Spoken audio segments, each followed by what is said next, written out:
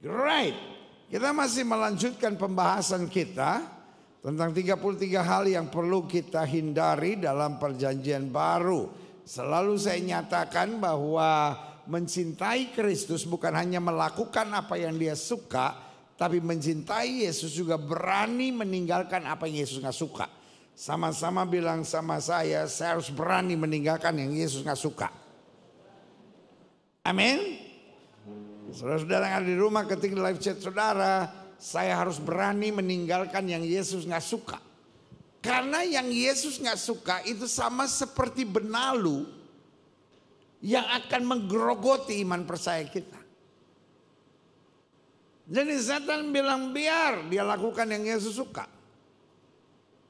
Dan aku jaga supaya umat Tuhan ini tetap melakukan apa yang Yesus tidak suka. Lalu kita bingung kenapa hidup Kristen kita gak ngalamin terobosan. Kita bingung kenapa hidup Kristen kita GGD, gitu-gitu doang. Karena memang kita melakukan apa yang Yesus suka, tapi pada saat yang bersamaan, dari belakang kembali gerogoti, kita tetap melakukan yang Yesus tidak suka. Nah, saya pelajari dalam Alkitab, dalam pembahasan ke-21 ini kita sedang membahas yang Yesus gak suka, kita mikirin hal-hal yang terlalu tinggi. Kita mikirin apa saudara? Saya selalu bilang hidup di bawah asik. Sama-sama bilang sama saya hidup harus di bawah asik. Sama-sama bilang sama saya hidup di bawah asik.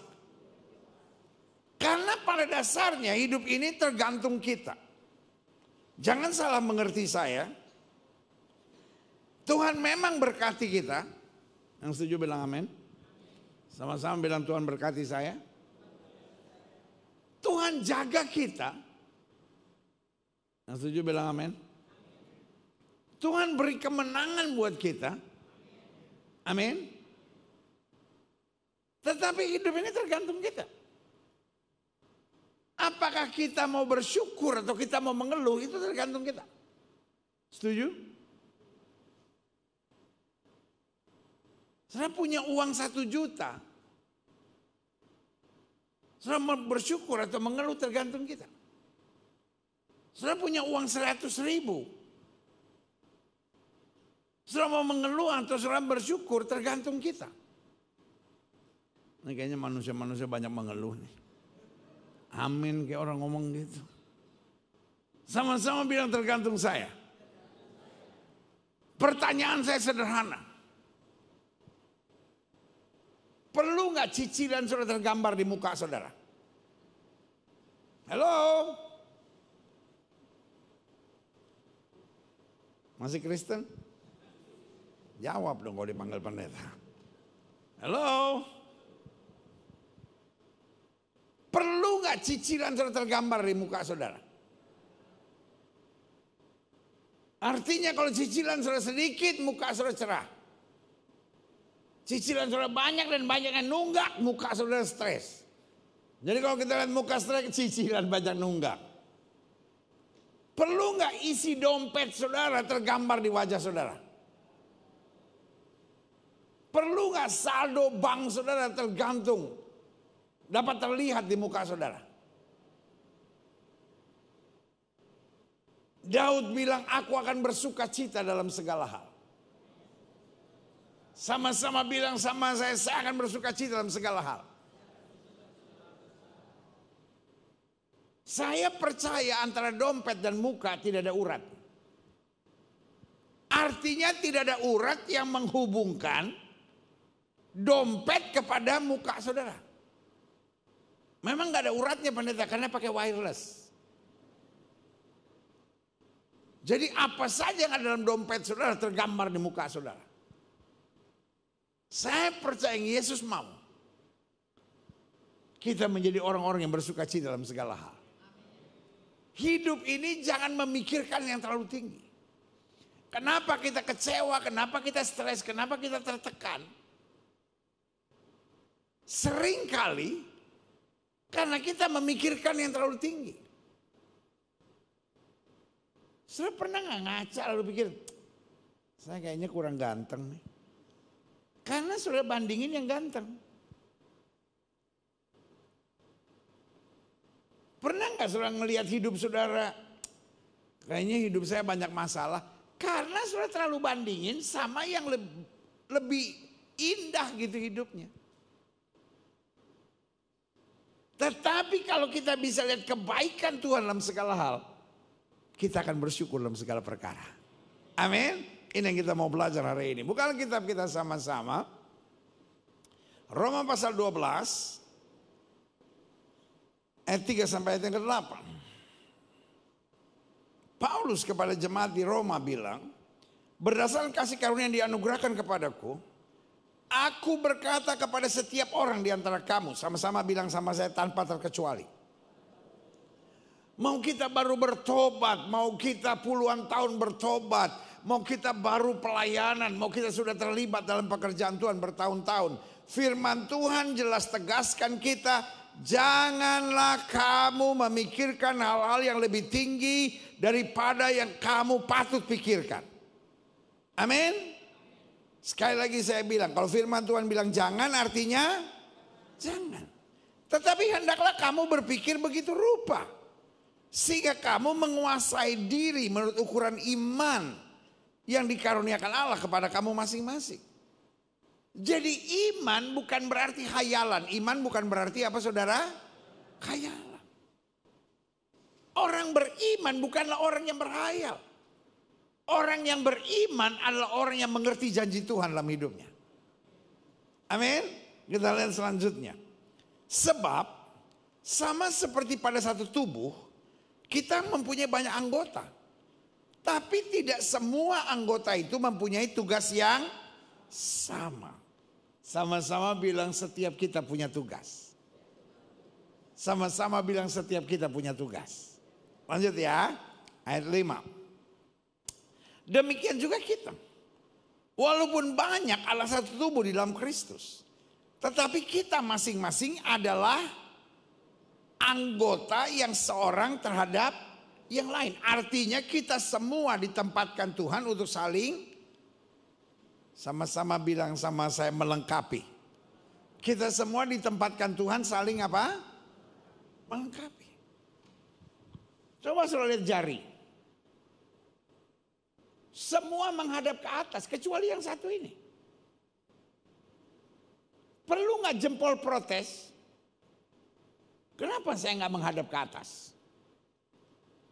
Perlu nggak jempol protes? Kok semua mulainya dari sini, cuman saya yang mulai dari sini. Masing-masing saling melengkapi. Perlu nggak kelingking protes? Kenapa saya nggak segemuk jempol? Karena kalau kelingking segemuk jempol, nggak asik. Kalau buat garuk apa-apa nggak muat. Perlu nggak kelingking protes sama jari tengah? Kenapa saya lebih pendek dari dia? Perlu nggak semua jari kita jempol semua? Nah ini yang Alkitab mau gambarkan. Setiap orang punya berkatnya sendiri karena punya tugas sendiri. Amin. Dan berkat setiap orang tidak pernah tertukar. Tidak perlu iri, tidak perlu menghayal. Dengan apa yang ada pada kita, lakukan yang terbaik. Taruh tangan kanan saudara di dada, sama-sama bilang, dengan berkat yang ada pada saya harus melakukan yang terbaik. Dan dari situ hukumnya adalah, barang siapa setia dalam perkara kecil, Tuhan berkati dalam perkara yang lebih besar. Beri kita tepuk tangan yang meriah buat Tuhan. Nah, ayat yang ke-6 bilang, demikianlah kita mempunyai karunia yang berlain-lainan, menurut kasih karunia yang dianugerahkan kepada kita. Jika karunia itu adalah untuk bernubuat, baiklah kita melakukannya sesuai dengan iman kita. Ayat yang ke-7. Jika karunia itu untuk melayani, baiklah kita melayani. Jika karunia untuk mengajar, baiklah kita mengajar. Jika karunia untuk menasihati, baiklah kita menasihati. Siapa yang membagi-bagikan sesuatu, hendaklah ia melakukannya dengan hati yang ikhlas.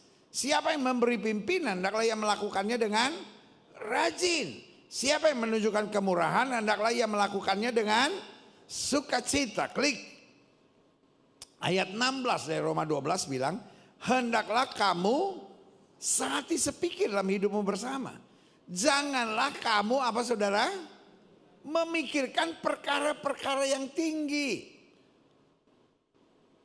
Tetapi arahkanlah dirimu kepada perkara-perkara yang simpel, yang sederhana. Janganlah menganggap dirimu pandai. 2 kali diulangi, berarti ada maksud Tuhan spesial. 2 kali diulangi, janganlah kamu memikirkan hal-hal yang tinggi. Bos, mendarat bos. Bilang sama sebelah, mendarat. Kalau berkat yang Tuhan percayakan buat kita belum kita syukuri. Bagaimana Tuhan bisa mempercayakan berkat lebih dalam hidup kita? Setuju? Tahukah saudara di atas langit selalu ada langit. Yang Tuhan mau adalah yang pertama kita bersyukur. Yang Tuhan mau apa saudara? Kita bersyukur. Sama-sama bilang Tuhan mau saya bersyukur. Dan yang kedua Tuhan mau hidup kita bermanfaat. Sama-sama bilang sama saya, Tuhan mau hidup saya bermanfaat. Yang pertama Tuhan mau hidup kita apa saudara? Bersyukur. Yang kedua Tuhan mau hidup kita apa saudara? Bermanfaat. Dan yang ketiga yang Tuhan mau, kita dapat menikmati hidup kita. Jelas gak sampai di sini? Nah kalau perkara yang sederhana saja. Kenapa orang sekolah harus mulai dari TK dulu, SD dulu, SMP dulu. Kenapa gak langsung SMA aja? Karena kalau kita gak bisa menikmati yang sederhana. Makanya kalau apa itu namanya? TK, apalagi playgroup, ada nggak yang nggak lulus dari playgroup? Ibu-ibu nangis, datang ke pendeta tolong doain dong. Kenapa? Anak saya nggak lulus. Oh kuliah di mana? Enggak, playgroup. Kenapa playgroup semua lulus? Supaya dari awal kita biasa menikmati. Dan jenjang itu normal. Sama-sama bilang sama saya jenjang itu normal. Kenapa nggak walaupun nggak lulus SD naikin aja SMP? Walaupun nggak lulus SMP naikin aja SMA. Kalau kita nggak bisa menyelesaikan yang kecil, bagaimana bisa menyelesaikan yang besar? Karena persoalannya bukan pada kecil atau besarnya. Persoalannya pada kita. Setuju nggak sampai di sini? Amin. Di sekolah yang sama, dengan guru yang sama, dengan pelajaran yang sama, ada yang berhasil menjadi juara kelas. Tapi ada yang tidak naik kelas. Pertanyaannya, salah pendidikannya, salah gurunya? No. Persoalannya ada pada orangnya. Begitupun dalam kehidupan kita. Menghadapi hal yang sama. Ada yang bisa tambah bertumbuh, tambah maju, tambah dahsyat, tambah luar biasa. Makanya dalam Alkitab tertulis demikian. Peperangan antara keluarga Daud dan Saul berlarut-larut. Keluarga Saul makin lama makin lemah. Keluarga Daud makin lama makin kuat. Setiap kita menghadapi tantangan dan masalah. Doa saya 2025. Jemaat Tuhan Gereja Bethel Indonesia Global Fellowship Center, baik yang di gereja maupun yang di rumah.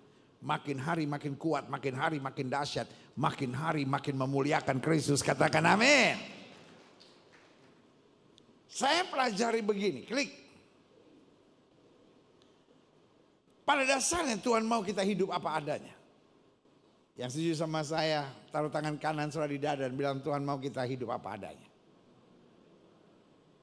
Sebelum kita belajar beriman, kita harus belajar bersyukur dulu. Halo? Kenapa seminggu kemarin? Dari hari Senin sampai hari Sabtu. Saya ajak saudara doa puasa. Baik yang 14 jam maupun 20 jam. Karena target saya cuma sederhana. Karena ini yang saya mengerti yang Tuhan kehendaki. Orang puasa supaya bisa belajar mengendalikan diri. Orang puasa supaya bisa belajar meskipun dia lapar tapi dia bisa bersyukur. At least saya masih hidup. Amin. Dalam hidup saya yakin sebelum orang Kristen belajar beriman dia harus belajar bersyukur. Karena beriman seringkali kita mengharapkan sesuatu dari Tuhan. Tetapi bersyukur adalah tanda bahwa kita selalu yakin bahwa dia Tuhan selalu beri yang terbaik buat kita. Orang yang belum bisa bersyukur gak mungkin bisa beriman. Karena di dalam iman harus ada syukur. Dalam iman harus ada apa saudara? Orang yang beriman adalah orang yang mensyukuri apa yang Tuhan berikan buat saya yang terbaik. Tapi saya percaya kalau Tuhan punya sesuatu yang lebih baik. Saya iman itu akan terjadi dalam hidup saya. Katakan amin. 2025 akan melelahkan buat kita. 2025 akan apa saudara? Melelahkan buat kita. Kalau kita hanya selalu mau beriman tapi gak bisa bersyukur. Oh saya beriman, rumah saya akan lebih baik. Tapi kenyataannya masih kontrakan. Lalu saya kecewa, saya marah. Dalam sungut-sungut tidak ada iman. Makanya Alkitab katakan, janganlah kau memikirkan yang tinggi-tinggi. Bagaimana kita bisa mengharapkan sesuatu yang lebih besar kalau kita belum bisa bersyukur untuk apa yang kita alami hari ini. Sama-sama bilang sama saya, sebelum saya belajar beriman, saya harus belajar bersyukur dulu. Pak, sudah bersyukur? Ibu, sudah bersyukur? Adik-adik muda yang saya sayang dalam kasih Kristus sudah bersyukur? Hari ini saya tekankan buat setiap saudara. Kita beriman bukan karena kita kecewa. Kita beriman bukan karena saya menolak yang Tuhan sediakan.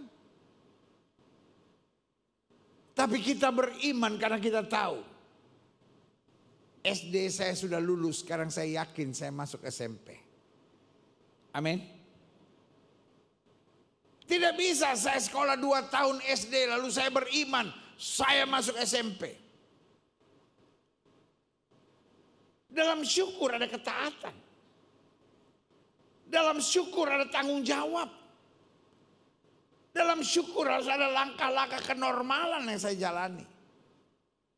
Dan setelah saya syukuri semua langkahnya ini, baru saya percaya ada peningkatan dan kemajuan. 2025 saya ingin jemaat Tuhan sekalian yang Tuhan percayakan saya gembalakan belajar bersyukur. Dan ketika kau lulus dalam pelajaran yang bernama bersyukur, maka kau akan dibawa Tuhan pada peningkatan dan kemajuan yang luar biasa. Berikan tepuk tangan yang meriah buat Tuhan. Pada dasarnya Tuhan mau kita hidup apa adanya. Bukan dengan mengeluh. Bukan dengan tertekan. Bukan dengan stres. Tapi dengan yakin Tuhan selalu menyediakan yang terbaik buat saya. Jadi kalau ada apapun yang terjadi dalam hidup kita, kita selalu dapat mengucap syukur dalam segala perkara. Haleluya, klik. Nah saya pelajari. Karena Tuhan mau kita hidup dalam apa adanya, berarti Tuhan tidak mau kita hidup dalam dunia khayal. Salah satu yang setan mau buat adalah supaya anak Tuhan berkhayal dan membandingkan diri dengan orang lain. Berkhayal dan apa saudara? Berkhayal dan apa? Kenapa banyak rumah tangga bermasalah? Karena dia nggak bisa bersyukur. Dia berhayal. Seandainya suami saya bisa beli mobil. Seandainya suami saya perhatian sama saya. Nah ibu cewek gitu. Seandainya suami ibu sekeren itu bu. Wah, dia tukar tambah ibu sama celana jeans bu.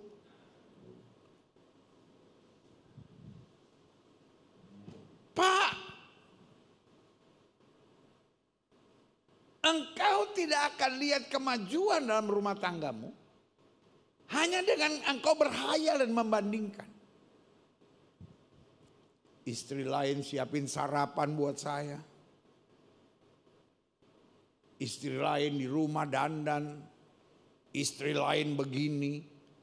Seandainya istri saya begini. Kalau istrimu sesempurna itu Pak, ya lu gak dilihat Pak. Ayah.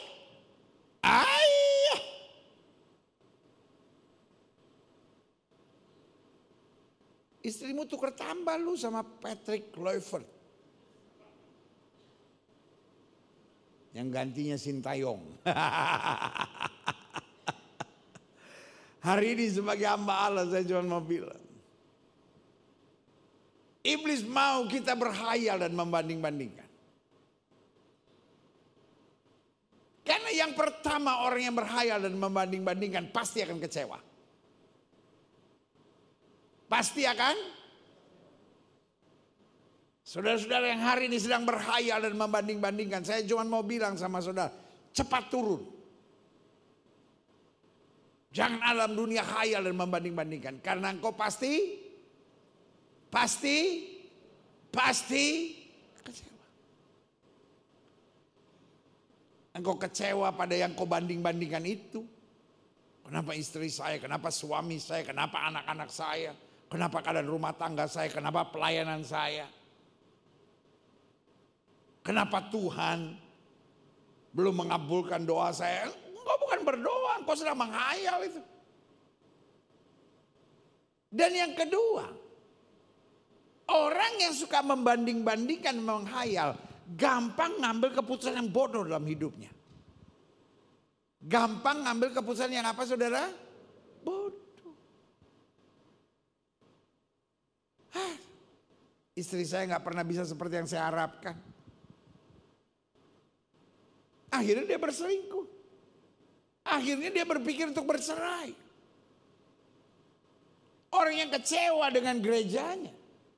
Karena dia banding-bandingkan, karena dia hayalin sebuah pelayanan yang lebih istimewa. Akan mundur dari pelayanan, akan keluar dari gereja atau pindah gereja. Dan orang yang punya panggilan pindah gereja sampai kapanpun akan pindah gereja. Karena persoalannya, sama-sama bilang sama saya sikap hati. Apa persoalannya saudara? Apa persoalannya saudara? Orang yang bersyukur ditempatkan dimanapun akan bersyukur. Jadi setan mau kita apa saudara?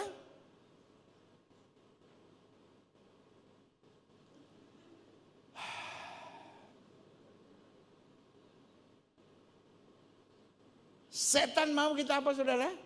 Berhayal dan membandingkan. Karena orang yang berhayal dan membanding-bandingkan, yang pertama pasti akan kecewa. Yang kedua akan mengambil keputusan-keputusan yang bodoh. Dan yang ketiga akan lelah menjalani hidup ini. Tapi Tuhan mau kita bersyukur. Tuhan mau kita hidup bermanfaat. Tuhan mau kita bisa menikmati hari-harinya. Hanya dengan konsep sederhana, belajar hidup apa? Apa adanya. Sama-sama bilang saya harus belajar hidup apa adanya. Karena saya yakini semua yang ada di depan saya, itu yang terbaik yang Tuhan sediakan. Kasih tepuk tangan ya mari.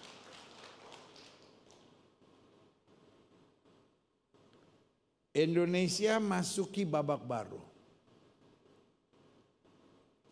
anak-anak kita dapat makan bergizi gratis. 10.000. Saya juga masih bingung, ada nggak 10.000 bergizi? Tapi nggak apa-apa, kita imanin aja. 10.000 dengan doa bergizi. Tapi kita tanya, kan dari pemerintah turunnya 10.000.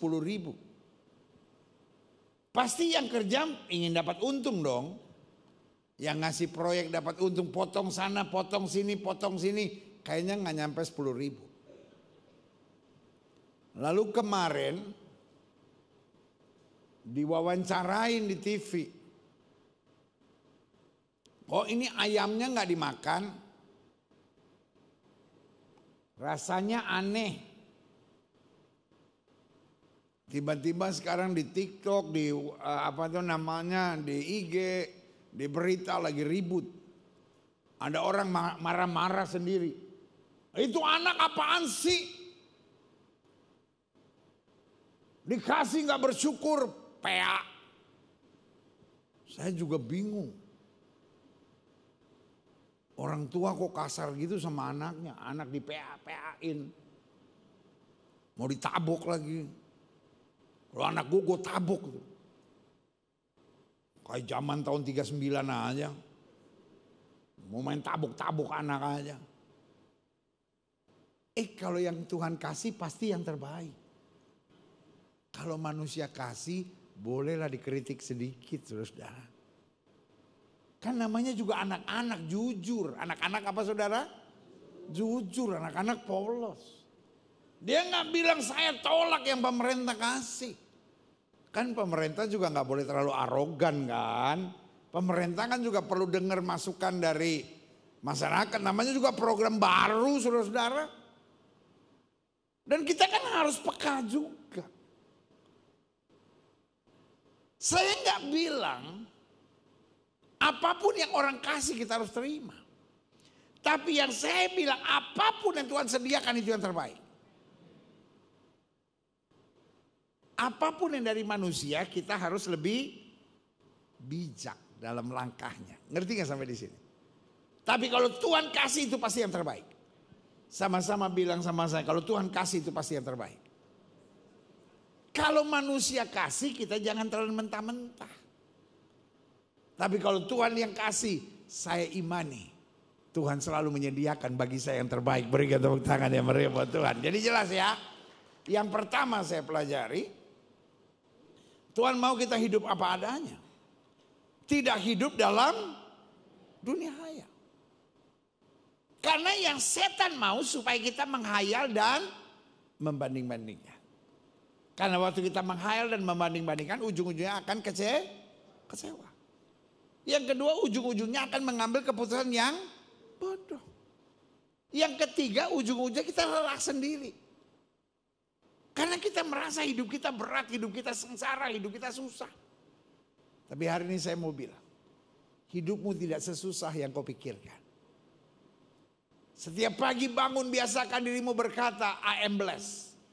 Setiap pagi bangun katakan saya hidup diberkati. Sama-sama bilang saya hidup diberkati. Boleh lebih yakin? Kayaknya ngomong senang gak yakin nih. Sama-sama bilang saya hidup diberkati. Yes. Lanjut. Tuhan mau kita hidup apa adanya. Tidak hidup dalam persaingan.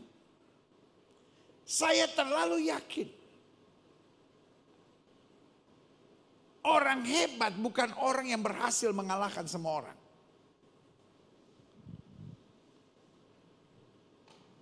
Orang hebat adalah orang yang belajar mengerti setiap orang.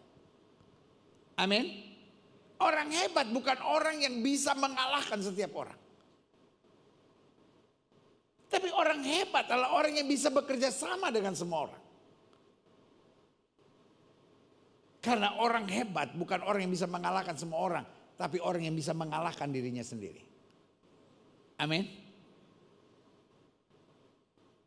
Karena untuk mengalahkan diri kita sendiri. Yang pikirannya liar ke sana kemari mau lebih hebat dari semua orang. Kadangkala kita harus kalahkan pikiran seperti itu. Tuhan mau kita hidup apa adanya. Sehingga kita melihat orang lain bukan sebagai ancaman. Saya harus berhasil mengalahkan dia.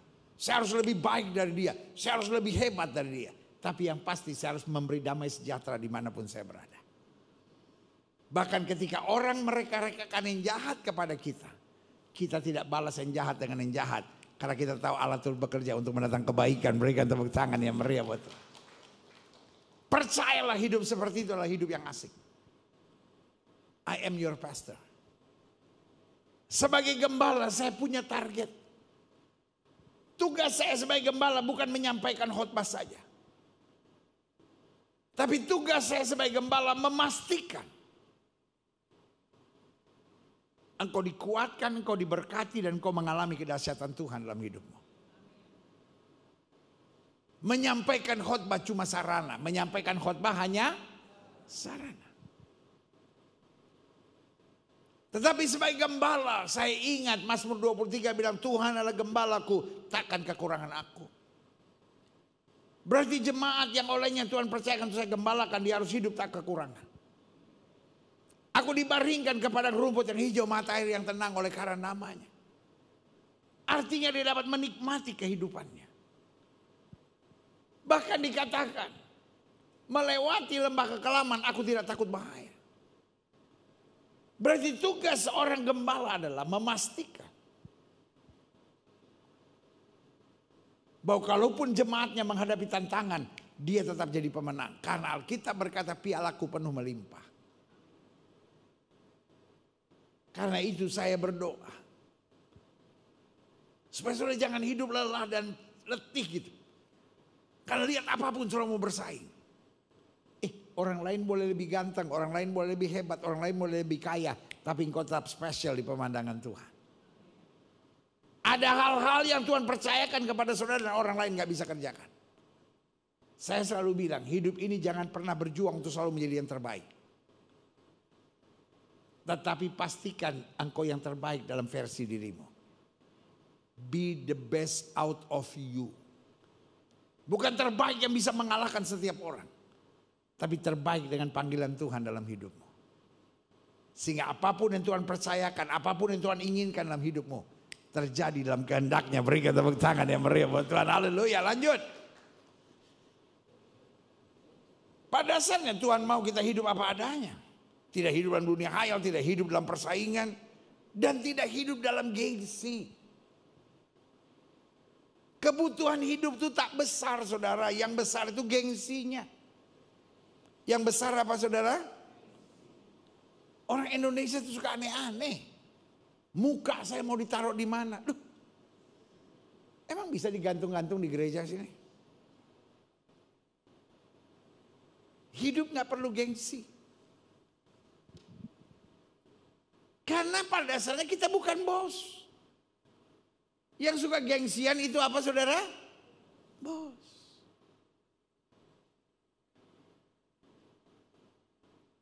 Kita ini hanya hamba. Yesus bilang, aku datang untuk melayani, bukan untuk dilayani.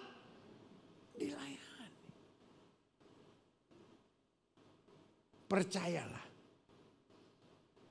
Kalau pembantu saudara pakai kaos Gucci, pasti palsu. Kalau pembantu saudara bawa tas merek Louis Vuitton, pasti KW. Karena buat seorang yang bekerja, penampilan gak penting buat dia.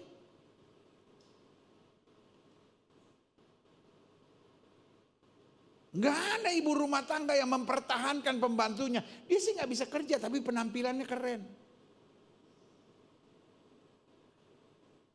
Ketika kita menyadari kita hanya hamba. Tugas kita bukan jaga gengsi. Tapi tugas kita bagaimana kita menyenangkan hati Tuhan. Berikan tepuk tangan yang meriah. Kenapa kadang-kala Tuhan izinkan kita dikhianati, kita disakiti, kita menghadapi tantangan-tantangan yang berat. Supaya kita belajar yang nomor satu bukan gengsi. Gengsi itu minimal nomor 6. 1 sampai 5 tetap Pancasila.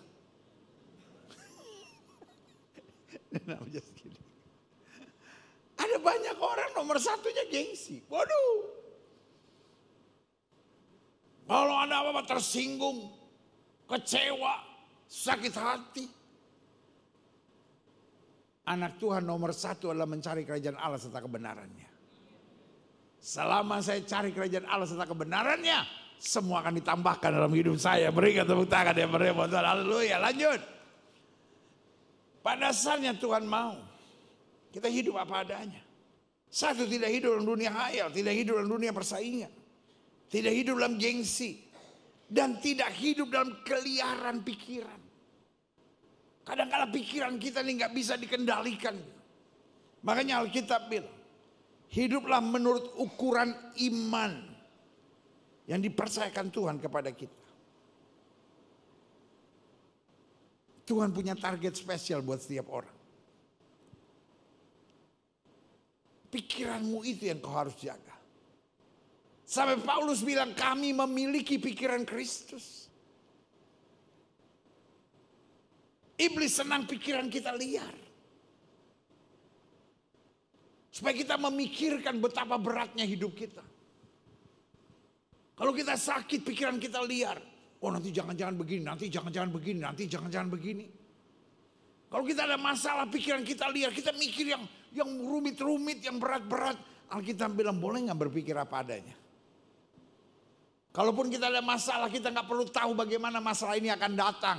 Tapi satu hal yang kita tahu, Tuhan akan menyertai saya dan saya akan lebih daripada orang-orang yang menang. Katakan amin. Amin. Lanjut, klik. Nah, akhirnya saya simpulkan dengan ini. Kehendak Tuhan buat setiap kita. Satu, Tuhan mau kita mengetahui kelemahan dan kekuatan kita.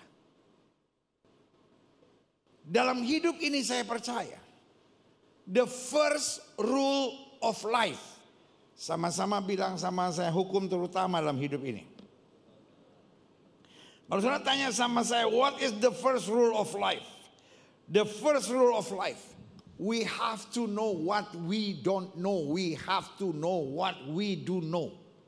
Kita harus tahu apa yang kita tidak tahu. Kita harus tahu apa yang kita tahu. Simple aja.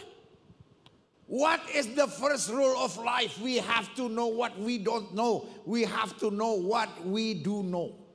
Sama-sama bilang, saya harus tahu apa yang saya tahu. Saya harus tahu apa yang saya tidak tahu. Artinya, saya harus tahu di mana kelemahan saya harus tahu di mana kelebihan saya. Saya harus tahu apa yang saya bisa, saya harus tahu apa yang saya tidak bisa. Yang saya bisa, saya tahu itu panggilan saya. Yang saya bisa, saya harus pakai untuk jadi berkat. Yang saya bisa, saya harus tolong orang. Yang saya bisa, saya harus melayani Tuhan. Yang harus saya bisa, saya harus pakai untuk memuliakan Kristus. Tapi yang saya tidak bisa, saya belajar. Yang saya tidak bisa, saya minta tolong. Yang saya tidak bisa, saya doakan. Simple. Jadi kita nggak pernah stres. Hello? Iya kan? Begitupun kepada pasangan kita. Kita harus tahu apa yang istri kita bisa. Kita harus tahu apa yang istri kita tidak bisa. Kita harus tahu apa yang anak kita bisa. Kita harus tahu apa yang anak kita tidak bisa. Anak saudara jagonya gambar, disuruh nyanyi. Karena saudara sukanya nyanyi. Saudara paksain anak saudara nyanyi. Anak saudara jagonya nyanyi, saudara paksain matematika. Karena saudara maunya jadi dokter. Nggak kesampaian, anak saudara paksain jadi dokter. Hidup ini menjadi asik, hidup ini menjadi apa saudara? Asik. If we don't know, if we know what we don't know, if we know what we do know. Hidup ini jadi asik. Seperti saya bilang. Jempol dengan bentuknya yang kayak gini. Bagus nggak? Bagus. Untuk apa? Untuk bilang hebat sama orang. Tapi kalau untuk kerja kurang lincah dia. Ini jangan coba-coba bilang sama orang, wah hebat lu, dapat tampering. Tapi kalau suruh kerja apa aja lincah dia. Iya kan? Ini buat nunjuk-nunjuk boleh lah. Walaupun orang Indonesia kalau nunjuk bilang, enggak. Ada jari yang paling keren, jari tengah. Tapi jangan pakai untuk ditunjuk. Perkara, saudara. Iya tuh. Jadi Alkitab sedang mau menggambarkan masing-masing punya tujuannya. Masing-masing punya apa, saudara? Tujuan. The first rule of life. Kita harus tahu we are not Superman. Sama-sama bilang saya bukan Superman. Karena Superman aja bermasalah. Dia belum mengerti cara pembagian mana celana dalam, mana celana luarnya. Yang di dalam dia pakai di luar, yang di luar dia pakai di dalam. Kita ini bukan Superman. Harus bisa semua, harus ngerti semua. Jadi kalau kita tahu kekurangan kita, kita belajar menghargai orang lain. Tapi kalau kita sadar kelebihan kita tahu Tuhan berikan saya kelebihan. Supaya saya bisa menjadi berkat buat orang lain. Katakan amin. Lanjut. Apalagi yang Tuhan mau dari kita? Yang pertama agar kita mengetahui kelemahan dan kekuatan kita. Karena dengan mengetahui kelemahan dan kekuatan kita juga belajar menghargai kelemahan dan kekuatan orang lain. Yang kedua, kehendak Tuhan buat setiap kita, supaya kita fokus pada karunia yang Tuhan sudah sediakan. Sambil terus mengembangkannya. Makanya selalu saya bilang, tugas kita bukan untuk mengalahkan orang lain, tapi tugas kita untuk apa, saudara? Mengalahkan diri sendiri. Supaya karunia Tuhan dalam hidup kita semakin berkembang. Kadang-kala kenapa karunia Tuhan gak bisa berkembang? Karena kita sibuk dengan masalah kita sendiri. Yang ketiga, apa kehendak Tuhan buat setiap kita?